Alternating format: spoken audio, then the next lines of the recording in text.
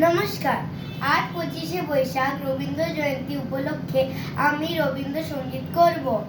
পুরানো সেই দিনের কথা ভুলবি কি রে, হায় ও সেই চোখের দেখা প্রাণের কথা সে কি ভোলা যায়। পুরানো সেই দিনের কথা ভুলবি কি রে, হায় ও সেই চোখের দেখা প্রাণের কথা সে কি ভোলা যায়। আয় আর একটি বার আয় রে সখা প্রাণের মাঝে আয়, মোরা সুখের দুঃখের কথা কব প্রাণ জুড়াবে তাই।